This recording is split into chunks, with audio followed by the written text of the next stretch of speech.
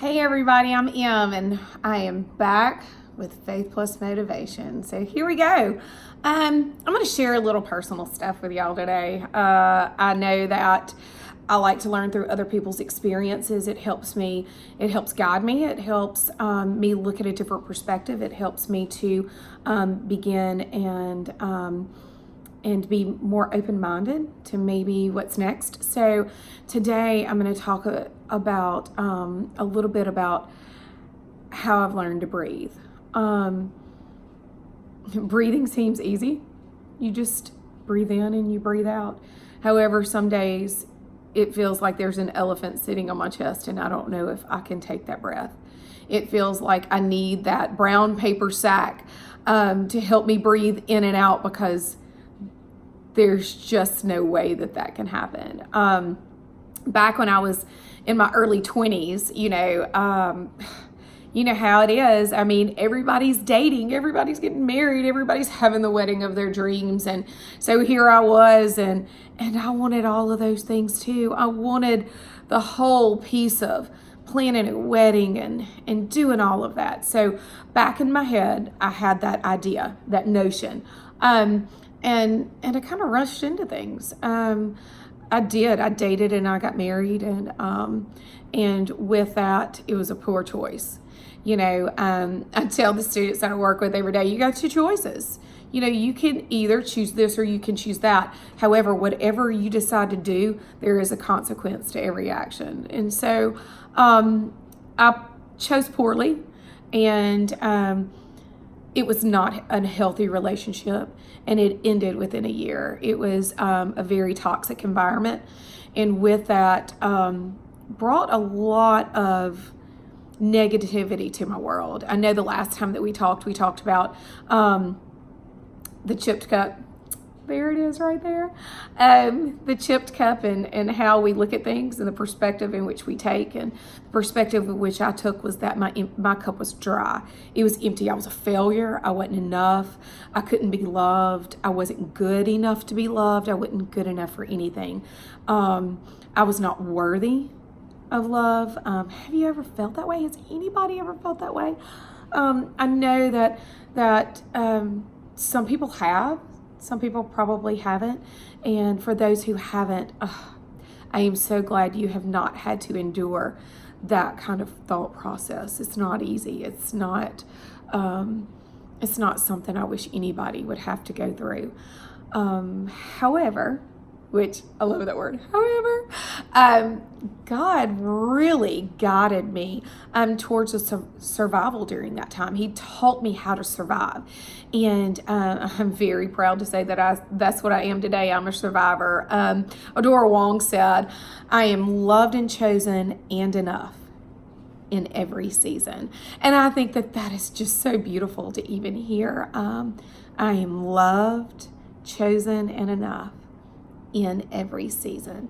In that season, I didn't feel that way. However, I did begin to in the next season of my life, where I'm continuing right now. So I'm very grateful for that.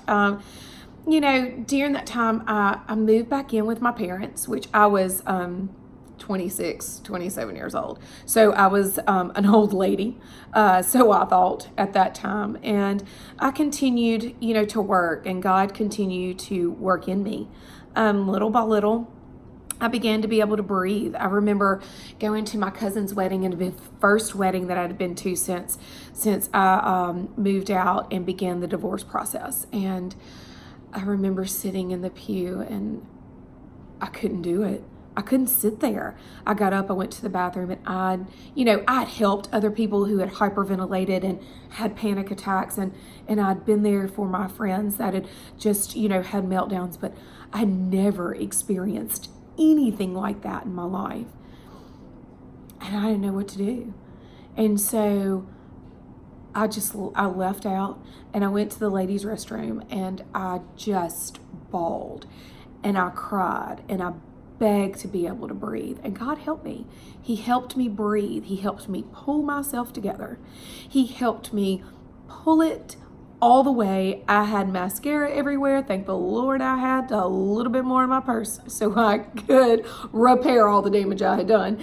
And I was able to go and I was able to hug the bride and welcome the groom into our family and have a rejoicing time for them, because it was all about them. It wasn't about me, but God gave me that breath to be able to do so.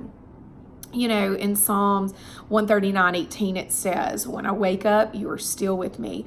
And that was something that I wasn't sure when I would wake up every morning. Where am I? What am I going to do? Where am I going? God, where do you want me? Because this is just not it. And so I would just have to be. I would have to sit. I would have to be. And I would have to remember that in Psalm 31:24, he tells us to be brave. Being brave isn't easy when you feel alone.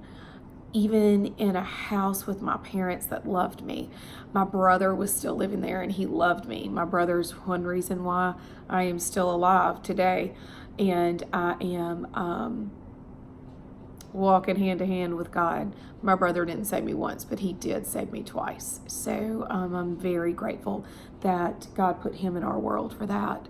And he will always be my person. He might not always say that about me, but I do feel that way about him. But after 10 years, you know, I was really able financially and mentally and physically to be able to move past my past and move into the future. And 1 Thessalonians 5:17 says, pray continuously. And I did. You know, I used to get tickled at my mom because she was like, she would talk about, you know, Emily, if you have a time, just talk to God. Just talk to him. She said, I pray all day long. And I didn't understand what that meant. I'm like, woman, you are crazy. What do you mean you pray all day long? There's not enough time in the day to pray all day long. I mean, you go to work full time. However, I realized what she meant. And, you know, I do. I take that and I pray continuously. And sometimes I don't even realize that I am. I just have a mere conversation with God every day, all day long. I will say this, that I was able to hold on to hope for many years. Many years, hope was my word. That was just the go-to word that I went, you know, if ever I began to feel like I felt back then, I would pull out the word of hope and I would find the scriptures that connected there. And 2 Timothy 4:17 says, the Lord stood with me and he gave me strength. And that's where a lot of my hope did come from, was the strength in which God's given me. And I am so very thankful that God has. I'm not thankful for the path that I had and the choice that I made, but I am very grateful that God chose for me to be a survivor. I'm very grateful that I'm here today to tell you about it, and anybody else that might need to hear those words, that you know what? You're enough. You are worthy of love. You are worthy to breathe. And God wants you to do that, and so do I. So I hope that you can take the time, take a few minutes just to sit, just to be, just to listen, just to do nothing. Just sit, except breathe. I hope you have a wonderful week, my friends. And I hope that you have the time to just be and just breathe. Take care. Till next time I see you, have a little bit of faith and a whole lot of motivation to push you through everything that you need. You are enough. See you soon.